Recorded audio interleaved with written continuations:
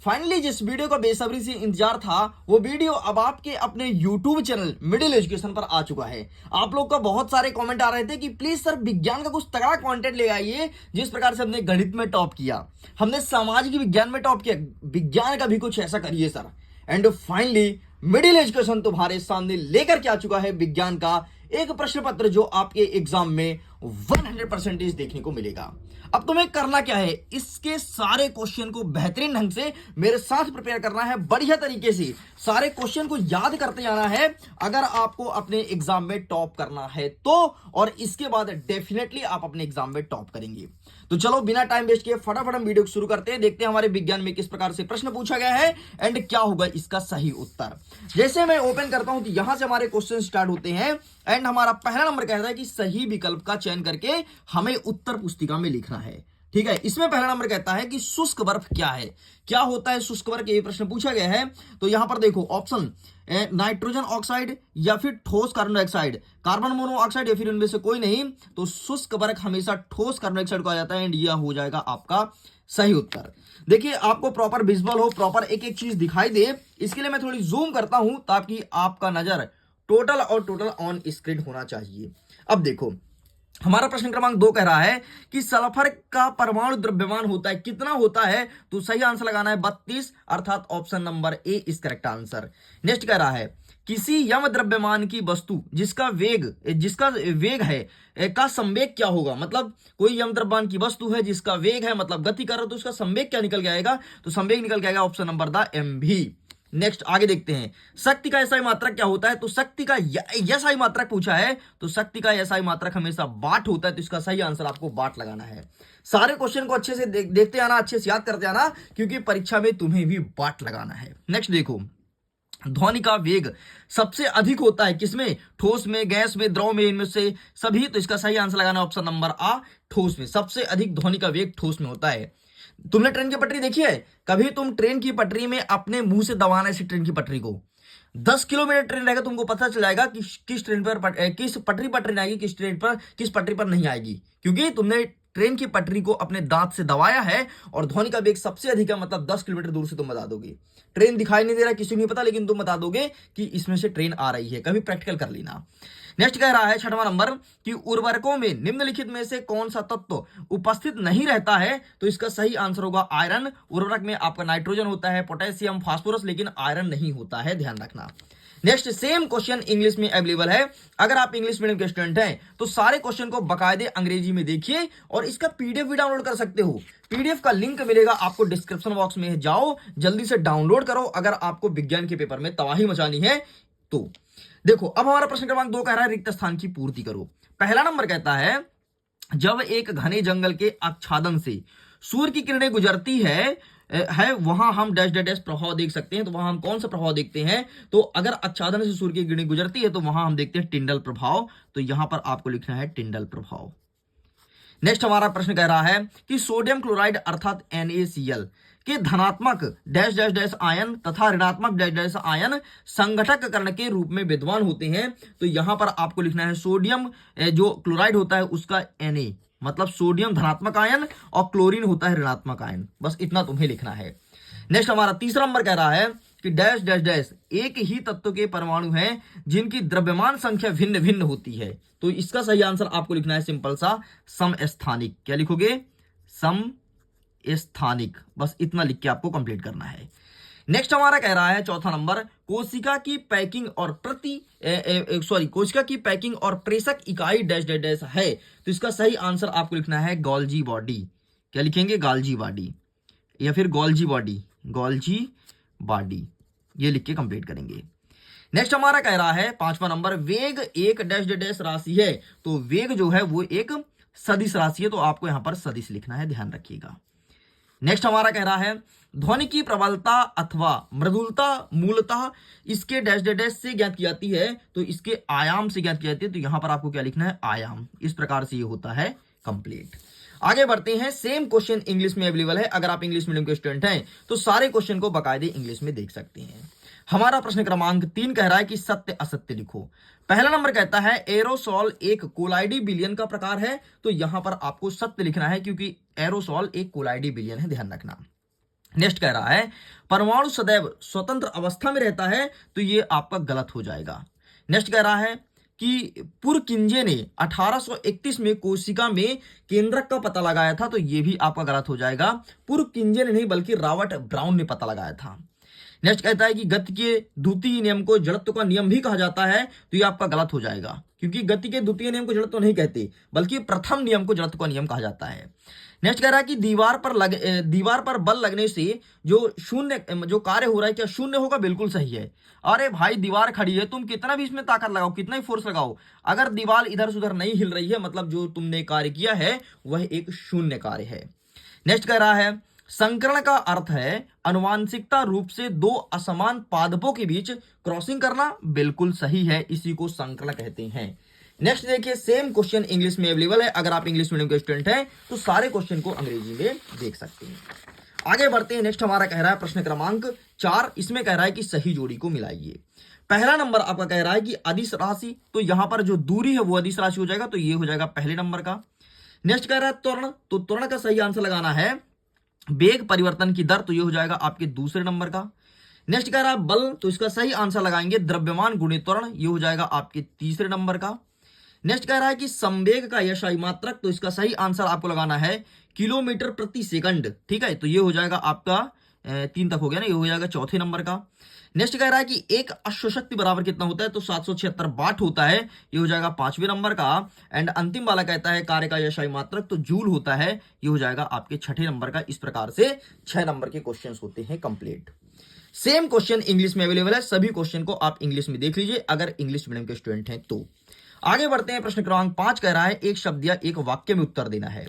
पहला नंबर कहता है 100 डिग्री सेल्सियस तापमान को केल्विन इकाई में परिवर्तित कीजिए, तो कुछ मत करो यार, तुम 100 डिग्री है ना, तो 100 डिग्री का हो जाएगा आपको 273 केल्विन, बस इतना आपको लिख देना है, खत्म, इतना लिख के कंप्लीट कीजिए। नेक्स्ट हमारा क्या कह रहा है, सॉरी 373 हो जाएगा, क्योंकि इसमें जुड़ेगा, ठीक है, इसमें 273 जुड़ेगा तो हो जाएगा आपका 373 केल्विन, इस करेक्ट आंसर। नेक्स्ट कह रहा है कि ऐसे धातु का नाम बताइए जो कमरे के ताप पर द्रव अवस्था में पाई जाती है, तो वो है आपका पारा अर्थात मरकरी, जिसका सिंबल है Hg, ठीक, Hg है पारा का सिंबल। नेक्स्ट कह रहा है कि उत्तक को परिभाषित कीजिए, तो इन सब का लिखित आंसर मैं दूंगा, टेंशन मत लो। उत्तक क्या होता है, समान संरचना और कार्य करने वाली कोशिका के समूह को उत्तक कहते हैं। नेक्स्ट कह रहा है कि दाब को परिभाषित कीजिए, तो दाब क्या होता है, किसी सतह पर लगने वाले बल को उसके क्षेत्रफल से विभाजित करने पर जो मान प्राप्त होता है उसे हम दाब कहते हैं। नेक्स्ट कह रहा है चमगादड़ उड़ते समय किस प्रकार के तरंगे पैदा करती हैं, तो ये पराश्रव्य तरंगे पैदा करती हैं, इसे अंग्रेजी में कहते हैं अल्ट्रासोनिक, ठीक है, अल्ट्रासोनिक, बाकी हिंदी में पराश्रव्य तरंगे कहते हैं। नेक्स्ट कहता है कि उस कंपोस्ट का नाम लिखिए जिसका निर्माण केंचुए की सहायता से किया जाता है, उसे कहते हैं वर्म कंपोस्ट या बर्मी कंपोस्ट, तो यहां पर आपको लिखना है बर्मी और कंपोस्ट, इतना लिख के कंप्लीट करेंगे, बर्मी कंपोस्ट, ठीक। तो ये हुआ आपका पूरा, बाकी यहां पर क्वेश्चन इंग्लिश में है, इंग्लिश मीडियम के बच्चे इसका फायदा उठाएं। चलो अब तैयार हो जाओ, फटाफट कमर कस लो, क्योंकि इसी वीडियो में हम कवर करने वाले हैं प्रश्न क्रमांक 6 से लेकर के और 23 तक के संपूर्ण और प्रश्न और उत्तर को, ठीक है। तो फटाफट अपना कमर कस लीजिए और तैयार हो जाइए, क्योंकि अब आपके सामने प्रश्न क्रमांक 6 से लेकर के आगे के सभी आंसर्स को रखने वाला हूं। हमारा 6वां नंबर कहता है कि रासायनिक परिवर्तन का 2 उदाहरण देना है, प्रश्न पूछा गया है आपके 2 नंबर का। तो रासायनिक परिवर्तन का 2 एग्जांपल, सबसे पहले आप लिख लो लोहे में जंग लगना, और दूसरा हो जाएगा दूध का दही बनना, ये रासायनिक परिवर्तन का एग्जाम्पल है। नेक्स्ट कहता है कोलाइडी के कोई 2 गुणधर्म बताइए, तो कोलाइडी के 2 गुणधर्म, सबसे पहले कोलाइडी में टिंडल प्रभाव देखा जाता है, और कोलाइडी के कण बहुत छोटे होते हैं लेकिन निलंबन की तुलना में बड़े होते हैं, ये इसका गुण है। आंसर ये रहा आपके सामने, प्लीज टेक अ स्क्रीनशॉट। आगे बढ़ते हैं। नेक्स्ट हमारा कह रहा है प्रश्न क्रमांक 7 निलंबन क्या है, ये प्रश्न पूछा गया है, तो सिंपल सा आपको लिखना है निलंबन एक मिश्रण है जिसमें ठोस कण किसी द्रव में असमान रूप से पैदा होते हैं, इसे निलंबन कहते हैं। और अथवा कहता है कि उपधातु को उदाहरण सहित समझाओ। उपधातु वे तत्व होते हैं जो धातु और अधातु दोनों गुण प्रदर्शित करें, उसे उपधातु कहते हैं। और ये रहा आपके सामने अथवा सहित उत्तर, आप इसका फोटो खींच सकते हो।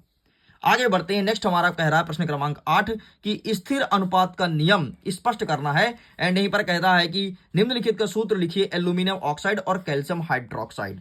तो सबसे पहले हम सूत्र देख लेते हैं। आपसे बोला है एल्यूमिनियम ऑक्साइड, तो ये हो जाएगा Al2O3। नेक्स्ट आपके क्या कहता है कैल्शियम हाइड्रोक्साइड, तो यहां पर आपको लिखना है CaOH का होल ट्वाइस, इतना लिखना है। बाकी स्थिर अनुपात का नियम बोला है, तो स्थिर अनुपात का नियम ये रहा आपके सामने, आप इसका भी फोटो खींच सकते हो। चलिए साइड करते हैं। नेक्स्ट कह रहा है प्रश्न क्रमांक 9। 9वां नंबर कहता है कि निम्नलिखित सूत्र के प्रदर्शित यौगिकों का नाम लिखना है। ठीक है, अब आपको यौगिकों का नाम बताना है। जैसे CaCO3, तो ये हो जाएगा आपका कैल्शियम कार्बोनेट। ठीक, यहां पर मैं लिख दूं, अच्छा मैं दिखा दूंगा। ठीक है, और ये क्या लिखा है KNO3, तो ये हो जाएगा आपका पोटेशियम नाइट्रेट। अथवा में कहता है कि संयोजकता किसे कहते हैं, किसी एक आयन की संयोजकता लिखिए, ये प्रश्न पूछा गया है। तो ये रहा आपके सामने आंसर। ठीक, आप इसका फोटो क्लिक कर सकते हो, फुल सॉल्यूशन अवेलेबल है। आगे बढ़ते हैं, एक सेकंड ना, इसके पहले थोड़ी यहां से मैं खोल देता हूं ताकि प्रॉपर वे में क्वेश्चन आपका विजुअल हो। एंड ये रहा, ठीक, थोड़ी और स्पेस मुझे मिल गया। नेक्स्ट हमारा कह रहा है 10वां नंबर कि कैलेरन काइमा एवं कॉलेन काइमा में दो अंतर स्पष्ट करो, और अथवा में कहता है कि एस्क्लेरन काइमा और कॉलेन काइमा में अंतर बताओ। ठीक है, डिफरेंस है, देख लो, आपको सेम ना लगे, हो सकता है बच्चों को सेम लग सकता है कि सर ये तो सेम है, नहीं सेम नहीं है, इसमें बहुत डिफरेंस है, तो इसमें अंतर पूछा गया है। ठीक है, इंग्लिश में देखना भाई, इंग्लिश से समझ आएगा कितना डिफरेंस है। ठीक, तो आइए दोनों का अंतर दिखाता हूं कि अंतर किस प्रकार से लिखोगे। ये रहा अंतर, टेका स्क्रीनशॉट। ठीक, ये रहा, तो आप इसका फोटो खींच लो। आगे बढ़ते हैं, हमारा नेक्स्ट क्वेश्चन कहता है प्रश्न क्रमांक 11 कि एक समान गति से आप क्या समझते हैं, उदाहरण देकर के समझाइए। तो सिंपल सा मतलब, तुम समान समय अंतराल में समान दूरी तय करते हो, उसे कहते हैं एक समान गति। तो ये चीज आपसे पूछा गया था। ठीक है, तो इस प्रकार से कंप्लीट होता है। आइए आगे इसके अथवा वाले क्वेश्चन को देखते हैं। इसका अथवा कहता है कि औसत चाल किसे कहते हैं, प्रश्न पूछा गया है। तो आइए हम देख लेते हैं कि इसका सही आंसर क्या हो जाएगा। तो ये रहा आपके सामने सही आंसर, आप इसका फोटो खींच सकते हो। ठीक है, नेक्स्ट हमारा कह रहा प्रश्न क्रमांक 12 कि पृथ्वी तथा उसकी सतह पर रखी किसी वस्तु के बीच लगने वाले गुरुत्वाकर्षण बल का परिणामी ज्ञात करने का सूत्र लिखना है। केवल आपको सूत्र बताना है। ठीक है, इसे थोड़ी मैं जूम आउट करता हूं ताकि प्रॉपर वे में पूरा क्वेश्चन दिखाई दे। ठीक, तो ये रहा। एंड अथवा कहता है कि प्रणोदक किसे कहते हैं, इसका यस आई मात्रक बताइए। तो आइए दिखा देते हैं प्रश्न क्रमांक 12 का उत्तर। ये रहा आपके सामने, टेका स्क्रीनशॉट। सूत्र हो जाएगा F बराबर G/M और स्मॉल m कैपिटल N बटे R²। एंड प्रणोदक किसे कहते हैं, तो प्रणोदक किसी सतह पर लगाया गया बल होता है, इसका यस आई मात्रक न्यूटन होता है, इतना लिखेंगे। नेक्स्ट कह रहा है 12 नंबर कि अदिश राशि का उदाहरण सहित परिभाषित करना है। मतलब सबसे पहले बताओगे कि अदिश राशि होती क्या है, फिर इसका एग्जांपल लिखोगे। अथवा में कहता है कि औसत चाल किसे कहते हैं, इसका मात्रक और सूत्र बताना है। तो ये रहा आपके सामने अदिश राशि। ठीक है, अदिश राशि का आंसर सॉरी अवेलेबल नहीं है, उसके लिए I am really so sorry. ठीक है, और औसत चाल भी मेरे पास अवेलेबल नहीं है, सॉरी, हम आपको PDF में दे देंगे। नेक्स्ट हमारा कह रहा है 13 नंबर कि यदि क्रिया सदैव प्रतिक्रिया के बराबर होती तो स्पष्ट करो कि घोड़ा गाड़ी कैसे खींच पाता। और अथवा में कहता है कि किसी छड़ को दरी से पीटा जाता है तो धूल के कण बाहर आ जाते हैं, इसे स्पष्ट करना है, मतलब समझाना है। तो ये रहा आपके सामने आंसर। देखो, घोड़ा पीछे की ओर बल लगाता है और सड़क उस पर प्रतिक्रिया बल लगाती है, जिससे गाड़ी आगे बढ़ती है, ये रीजन है। और ये गिरने कारण क्या है, तो न्यूटन का प्रथम नियम, जड़त्व का नियम काम करता है। ठीक, और वो धूल के कण झड़ जाते हैं। नेक्स्ट हमारा, अच्छा ये सारे क्वेश्चन 2 नंबर के, ध्यान से देख लीजिए। ठीक है, सारे क्वेश्चन 2 नंबर के चल रहे हैं। नेक्स्ट हमारा कह रहा है 14 नंबर का कि आर्किमिडीज के सिद्धांत को बताना है। और अथवा में कहता है कि किसी वस्तु के द्रव्यमान तथा भार में क्या अंतर है, कोई 2 अंतर बताना है। तो ये रहा आपके सामने आर्किमिडीज का सिद्धांत। ठीक, एंड ये रहा आपके सामने अंतर, तो आप इसका स्क्रीनशॉट ले सकते हो। आगे बढ़ते हैं, 15 नंबर कहता है कि जब किसी वस्तु पर लगने वाला बल इसके विस्थापन की दिशा में होता है तो किए गए कार्य का व्यंजक लिखिए। प्रश्न है आपके 2 नंबर का। अथवा में कहता है कि शक्ति को परिभाषित कीजिए, मतलब शक्ति का परिभाषा बताना है, डिफाइन करना है आपको पावर को, कि शक्ति क्या होता है। ये रहा आपके सामने आंसर। ठीक है, 2 नंबर का है तो 2 नंबर में आपको इतना ही लिखना है, ज्यादा बड़ा आंसर नहीं लिखना है। तो इस प्रकार से ये होता है कंप्लीट। आगे बढ़ते हैं, 16 नंबर कहता है कि अनुप्रस्थ तरंग किसे कहते हैं, समझाना है। ये प्रश्न भी आपके 2 नंबर का है। एंड अथवा में कहता है कि तरंग दैर्ध्य को परिभाषित करो तथा इसका मात्रक भी लिखो। तो आइए सबसे पहले दिखाते हैं आपको कि अनुप्रस्थ किसे कहते हैं। तो ये रहा आपके सामने अनुप्रस्थ तरंग। ठीक, एंड तरंग दैर्ध्य। आगे बढ़ते हैं, 17 नंबर कहता है कि खाद और उर्वरक में अंतर स्पष्ट कीजिए। अथवा में कहता है कि खरपतवार किसे कहते हैं, उदाहरण सहित समझाना है। ये प्रश्न आपके 2 नंबर का पूछा गया है और ये रहा आपके 2 नंबर का अंतिम प्रश्न। इसके बाद अब जितने भी क्वेश्चंस मिलेंगे सब रहेंगे 3 नंबर के। तो ये रहा आपके सामने खाद और उर्वरक में अंतर, एंड ये रहा खरपतवार किसे कहते हैं, आप इसका फोटो क्लिक कर लो। आगे बढ़ते हैं, नेक्स्ट कह रहा है 18 नंबर कि निम्नलिखित को उदाहरण सहित व्याख्या करना है। यहां पर पहला हो जाएगा आपका संतृप्त विलयन, दूसरा हो जाएगा आपका कोलाइड, तीसरा हो जाएगा आपका शुद्ध पदार्थ। ठीक है, सेम इंग्लिश में अवेलेबल है। आगे अथवा में कहता है कि मिश्रण और यौगिक में कोई 3 अंतर लिखिए, क्योंकि प्रश्न आपके 3 नंबर का है। तो आइए हम सबसे पहले 18 के ऊपर वाला डिफाइन करते हैं, फिर हम देखते हैं कि आगे के आंसर्स क्या हो जाएंगे। तो ये रहा देखो 18 के ऊपर वाला, सबसे ऊपर रहा संतृप्त विलयन, फिर कोलाइडी विलयन और शुद्ध पदार्थ, बस इतना लिखना है। अथवा में क्या कहता है, मिश्रण और यौगिक में अंतर, ये रहा 3 अंतर, इसका भी आप फोटो क्लिक कर लो। आगे बढ़ते हैं, नेक्स्ट 19 नंबर कहता है कि जंतु कोशिका और पादप कोशिका में 3 अंतर बताना है, और अथवा में कहता है कि किन्हीं 3 कोशिकांगों का नाम लिखो और एक एक कार्य भी बताना है। तो आइए हम देखते हैं जंतु और पादप में अंतर, ये रहा आपके सामने। ठीक है, ये रहा आपका पहला अंतर कि इसमें कोशिका भित्ति होती है, इसमें नहीं होती है। स्लाइड्स उपस्थित होती है, इसमें नहीं होते हैं। इसमें क्या लिखा है, केंद्रक कोशिका किनारे होता है, इसमें नहीं होता, बस 3 लिखना है। एंड नेक्स्ट कह रहा है कि कोशिकांग के कार्य ना, तो ये रहा आपके सामने कार्य, आप इसका भी फोटो खींच लो। 3 कार्य लिखना क्योंकि प्रश्न आपके 3 नंबर का पूछा गया है। आगे बढ़ते हैं, 20वां नंबर कहता है कि निम्नलिखित के नाम लिखो। पहला नंबर कहता है ऊतक जो मुख के भीतर अस्तर का निर्माण करते हैं उसे क्या कहते हैं, ये किस ऊतक के नाम जाना जाता है, तो उसे कहते हैं एपीथीलियल ऊतक। ठीक है, एपीथीलियल ऊतक, ध्यान सुन लो। नेक्स्ट कहता है दूसरा नंबर, ऊतक जो मनुष्य में पेशियों को अस्थि से जोड़ता है उसे कहते हैं टेडन। नेक्स्ट कहता है ऊतक जो पौधे में भोजन का संवहन करते हैं उसे क्या कहते हैं, तो उसे कहते हैं फ्लोएम। ये प्रश्न पूछा गया है। ठीक है, तो इसका आंसर मैं भी दिखा दूंगा, टेंशन मत लो। एंड आगे बढ़ते हैं, नेक्स्ट हमारा क्या कह रहा है, इसका अथवा। अथवा कहता है कि तंत्रिका कोशिका का नामांकित चित्र बनाइए। तो ये चित्र आप लोग के पास अवेलेबल होगा, तो चित्र आप वहां देख लेना। बाकी यहाँ पर मैं आपको ऊपर वाला आंसर दिखा देता हूं, बस इतना तुम्हें लिखना था। ठीक है, तो चित्र आप प्लीज आप लोग अपने से देख लेना। नेक्स्ट कह रहा है कि जो कुछ यौगिक दिया गया है तो यौगिक का नाम लिखना है। ठीक है, फिर से यौगिक का नाम दिया है, और ये प्रश्न आपके कितने नंबर का है, ये प्रश्न आपके 4 नंबर का है, ध्यान रखना। ठीक, तो यहां पर पहला नंबर कहता है कि Al2SO4 का होल थ्राइस, तो इसे कहते हैं एल्यूमिनियम सल्फेट। नेक्स्ट कहता है CaCl2, इसे कहते हैं कैल्शियम क्लोराइड। नेक्स्ट कहता है CaCO3, तो इसे कहते हैं कैल्शियम कार्बोनेट। एंड KNO3 मतलब पोटेशियम नाइट्रेट। ठीक है, तो यही लिख करके आना तुम्हारे लिए बहुत अच्छा होगा। जो इसका अथवा वाला प्रश्न है वो बहुत ज्यादा लेंदी है, देखो ना, बहुत ज्यादा सवाल हल करना है। ये सरल होता है, तो हमेशा ऐसे क्वेश्चन ही अटेंड किया करो। एंड ये रहा आपका आंसर ऊपर वाले का, तो आप इसका स्क्रीनशॉट ले लो। ठीक है, बाकी मेरे पास नीचे वाला भी आंसर है, लेकिन नीचे वाला बहुत ज्यादा लेंदी है, तो मैं तो उसे कहूंगा अवॉइड ही करो। एंड प्लीज आप अवॉइड ही करना। ठीक है, नेक्स्ट हम देखते हैं 22वां नंबर की उदाहरण सहित व्याख्या करना है। ठीक है, अब आपको समझाना है 22वां वाला। पहला नंबर कहता है कि परमाणु संख्या क्या होती है, दूसरा नंबर कहता है परमाणु द्रव्यमान संख्या क्या होती है, दूसरा समस्थानिक, और तीसरा बताना है आपको संभारिक। तो आइए हम दिखाते हैं इसका आंसर। ये देखो, सबसे पहले क्या है, परमाणु संख्या क्या होती है, तो किसी तत्व के परमाणु में उपस्थित प्रोटॉन की संख्या परमाणु संख्या कहलाती है। जैसे हाइड्रोजन में 1 होता है, एग्जांपल भी दे दिया। नेक्स्ट कहता है परमाणु द्रव्यमान संख्या, तो प्रोटॉन और न्यूट्रॉन की कुल संख्या द्रव्यमान संख्या कहते हैं। जैसे कार्बन का ए है, मतलब ये 12 है, ये द्रव्यमान संख्या है। फिर क्या कहता है आपका समस्थानिक, तो एक ही तत्व के वे परमाणु जिसकी परमाणु संख्या समान हो परंतु द्रव्यमान अलग अलग हो, उसे समस्थानिक कहते हैं। एग्जांपल दे दिया, कार्बन का कार्बन 12 और 14। एंड संभारिक भी लिखा गया, तो आप इसका फोटो खींच लो। आगे हमारा अथवा कहता है कि समस्थानिक और संभारिक में अंतर स्पष्ट कीजिए। तो ये रहा आपके सामने समस्थानिक और संभारिक में अंतर। 4 नंबर का प्रश्न है, तो आपको 4 अंतर लिख करके आना है। तो यहाँ पर 1 रहा, 2 रहा, 3 रहा, एंड ये रहा 4, क्योंकि प्रश्न कितने नंबर का है, 4 नंबर का, इसलिए 4 अंतर लिख करके चले आना है।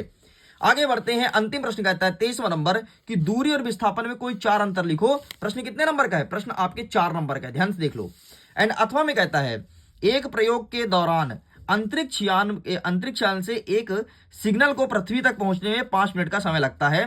पृथ्वी पर स्थित स्टेशन से उस अंतरिक्ष यान की दूरी क्या होगी, सिग्नल बराबर अगर प्रकाश की चाल है तो।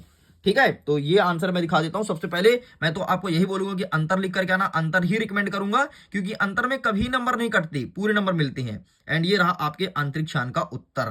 ठीक है, ये मैंने शॉर्ट में लिख दिया, लेकिन मैं रिकमेंड करूंगा कि आप लोग प्लीज अंतर लिख करके आइएगा। इस प्रकार से स्टूडेंट्स कक्षा 9वीं के विज्ञान विषय का संपूर्ण उत्तर मैं बता दिया हूं, जो कि आपके सेट नंबर ए के लिए काफी इंपॉर्टेंट है। लेकिन अगर इसके अलावा कोई और भी सेट आ रहा है तो ये वीडियो पूरा देखिएगा, सारे क्वेश्चन को अच्छे ढंग से प्रिपेयर कर लो। यकीन मानो अपने एग्जाम के टॉपर आप हो, और आप ही अपने स्कूल में टॉप करने वाले हो। मैं वीडियो एंड करता हूं। Thanks for watching. खुश रहिए, पढ़ते रहिए, मुस्कुराते रहिए। PDF को डाउनलोड कीजिए, लिंक डिस्क्रिप्शन बॉक्स में दिया गया है। Bye bye.